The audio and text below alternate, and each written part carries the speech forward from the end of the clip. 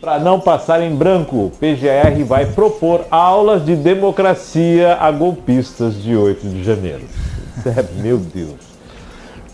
Voltamos para o ginásio. Com o mundo em crise e ONU esvaziada, Lula vai pedir nova ordem internacional. Manchete de UOL Notícias. Empresário brasileiro vira empregado da Receita por dedicação ao fisco, diz presidente do TCU. Está no Jornal do Brasil. Favorita ao STF, Dino entra na mira do Centrão após ações da PF e VPT agir para desmembrar ministério. Manchete de O Globo. Acusações de corrupção sobre principais assessores de Zelensky. Informações da Reuters. Copom inicia a sexta reunião do ano sob expectativa do corte de juros. A taxa é de 13,5 para 12,75. Lula deve abordar desigualdade, clima e paz na abertura da Assembleia da ONU, Geral da ONU, a manchete do G1. Entendo que o Brasil perde e ganha ao entrar oficialmente no Clube dos Ricos. Perdão, matéria do R7. Boulos é criticado no PSOL após contratar marqueteiro de Dória. Método do bolsonarismo, matéria do Broadcast.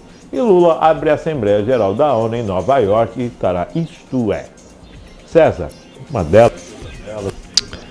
Bastante coisa aí, né, Márcio? Bastante coisa interessante. O que me chama a atenção e que eu acho que, na verdade, não é um privilégio. Não seria...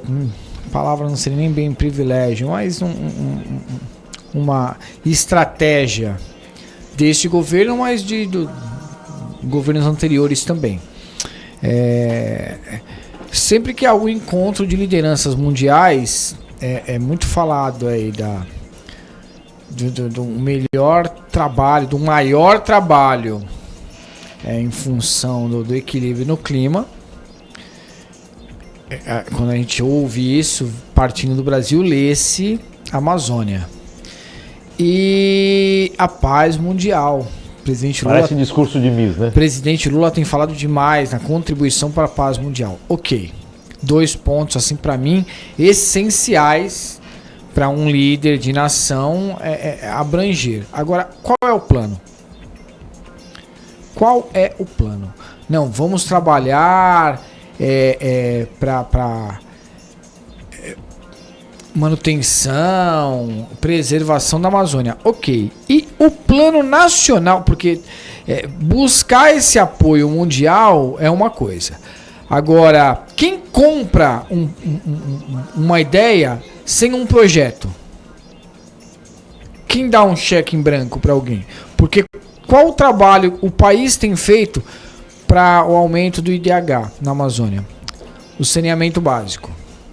Não, vamos manter as árvores preservadas em pé, mas não precisa ter saneamento básico para quem está naquela região.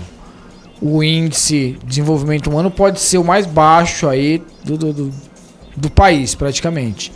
Então, peraí, o que a gente está fazendo para o desenvolvimento e a preservação daquela área, daquela região? Porque não é só assim, o ser vivo ali não é só a Mata Atlântica. O ser vivo ali são as pessoas que ali moram, ali vivem. E o que a gente tem feito como Estado para que haja algum desenvolvimento naquela região? Haja uma preservação, porque também a gente continua com índices altíssimos de desmatamento e queimadas. Então, o que temos feito? O que você está me dizendo é o seguinte, Márcio, está no discurso sempre, mas o que de fato acontece? Exato, a gente quer que os outros façam algo por nós, só que nós não temos feito. Será que a Amazônia virou um passaporte para se falar? Eu sou o cara daqui falar sobre a Amazônia. Então, nós vamos falar. É isso, mais ou menos? A impressão que dá é que falta assunto. Uma cortina de fumaça? Porque, na verdade, a gente precisa de ações efetivas. A gente tem que ter material para vender essa ideia quando a gente leva em alguma conferência, algum encontro de nações, assim como a paz mundial. Ok, é super importante. Olha, o Brasil vai contribuir para a paz mundial. Como?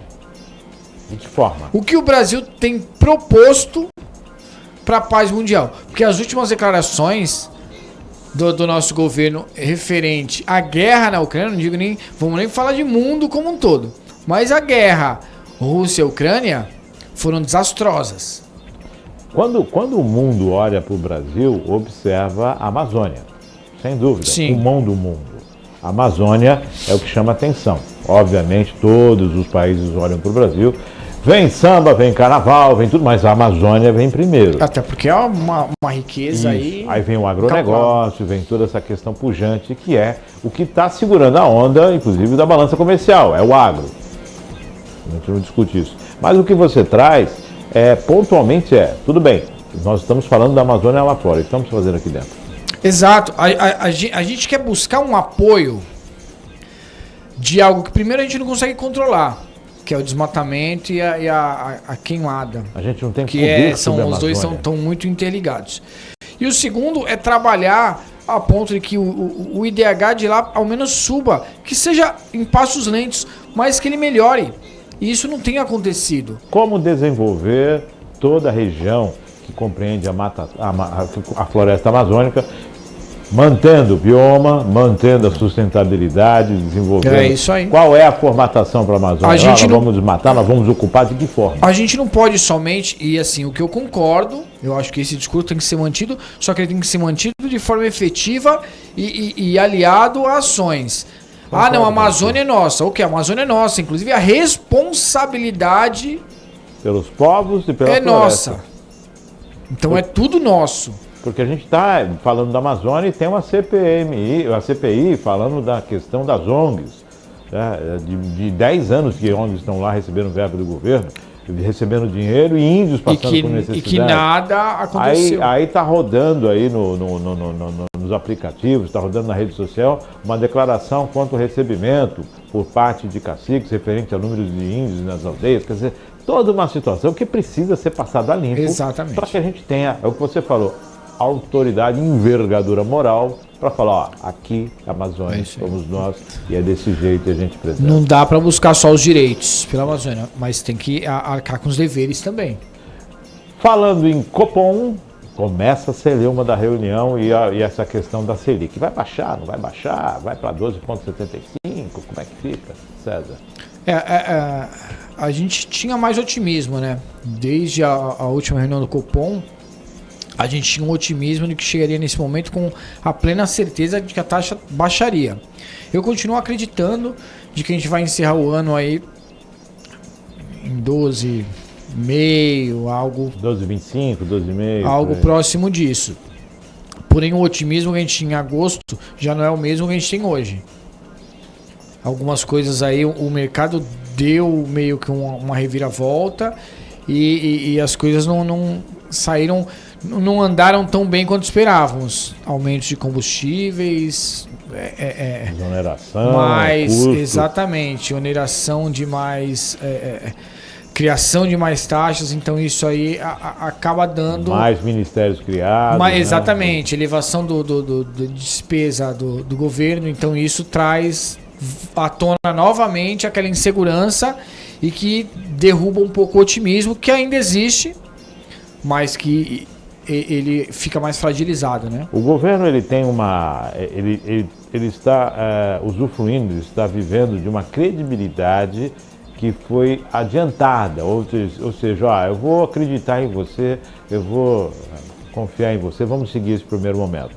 Então a necessidade foi atendida. Agora, se baixar demais a Selic, se corre o risco de ter que aumentar lá na frente. E se você voltar a aumentar a taxa Selic, a sua credibilidade vai a zero. Sim. Então é um momento muito crucial de saber, vamos manter ou vamos baixar. Porque se nós baixarmos, não tem como retroceder. Porque o retroceder é dar um tiro no pé do governo. Ô Márcio, tem um detalhe importante. No começo do ano, se vendeu uma ideia de que a elevação de custos seria para custear algumas promessas de campanha e itens essenciais, aumento do salário, previsão de um aumento maior do salário mínimo, aumento de Bolsa Família e etc.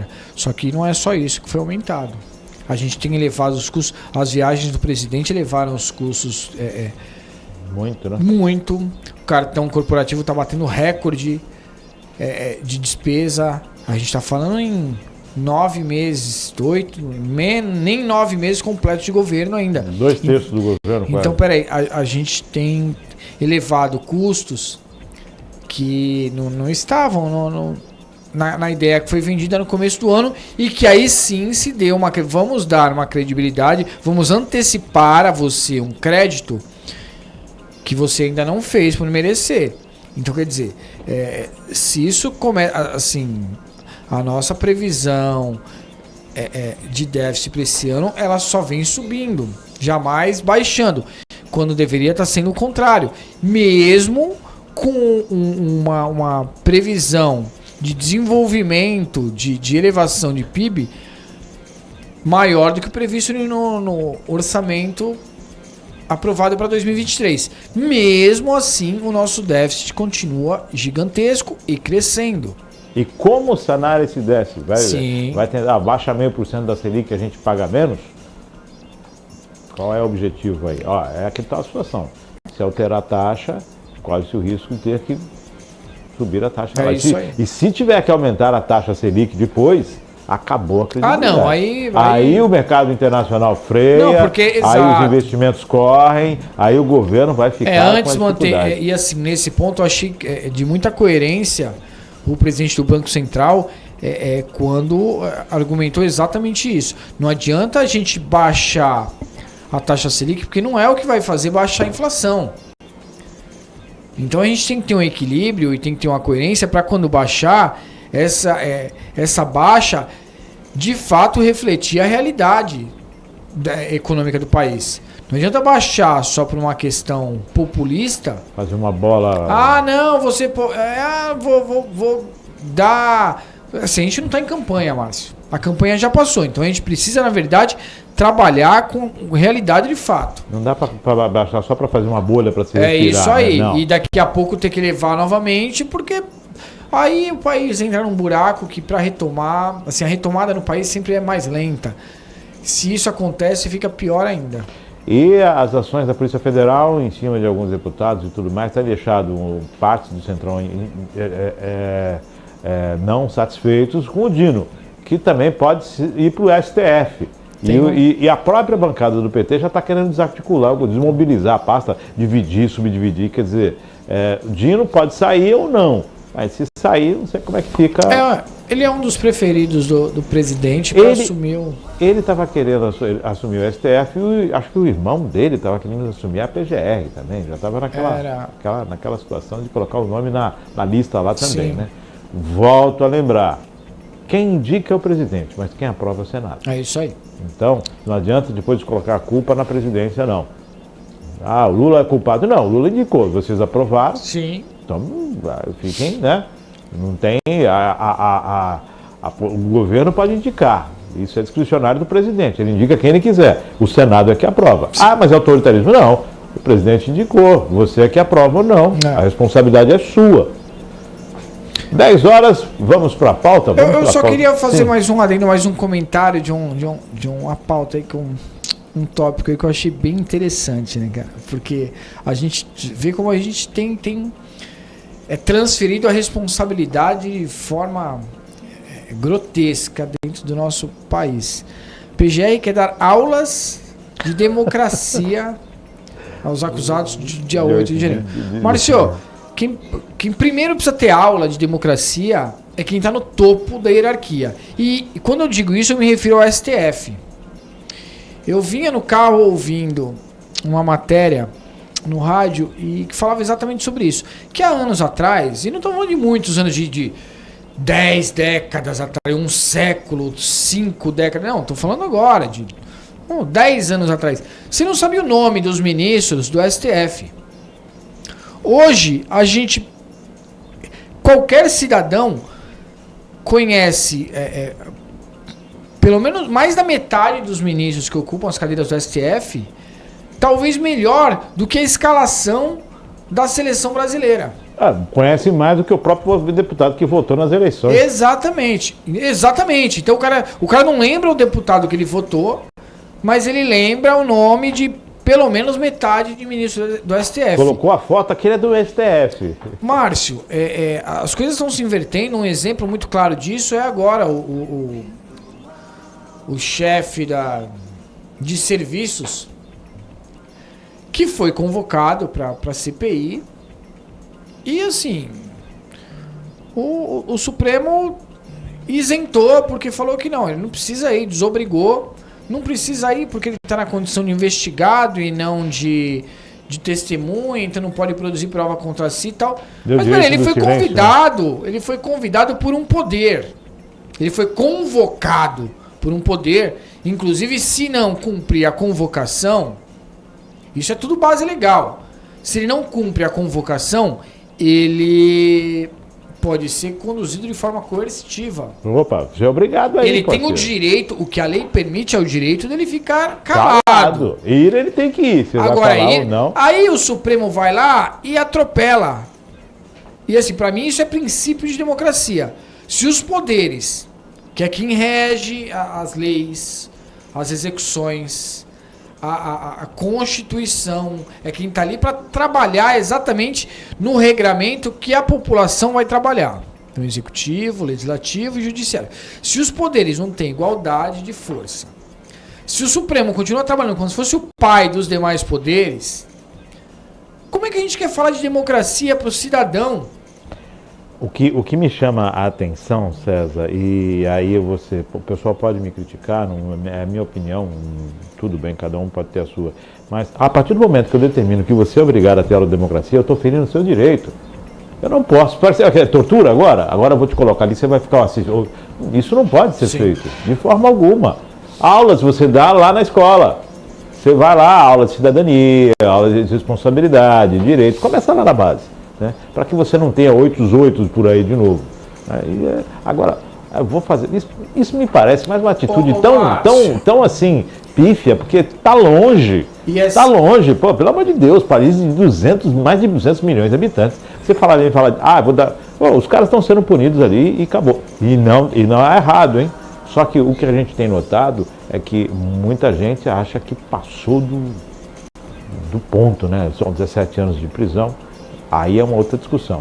Mas a condenação de quem cometeu os atos, isso aí ninguém é contra. Né? Exato. Agora, a forma como está se colocando, isso está gerando um certo... Mas a lei está aí para ser exercida. Mas você bem falou. Não. Se é harmônico, como é que você vai? Exato. Não, e assim, é cientificamente comprovado. O que convence é o exemplo, não o discurso. Perfeito, perfeito. Lembrando, né, que quando Bolsonaro e Michele foram convidados a depor, isso simultaneamente, né? Fez toda uma estrutura simultânea para que os depoimentos não tivessem combinação, os dois ficaram calados. Acabou. Tudo que se esperava, os dois ficaram calados, pronto. Mas bem lembrado, César. Vamos, aula de democracia aí, o pessoal do 8 de janeiro. 10 horas mais 5 minutos. Vamos para as pautas do Virtual News.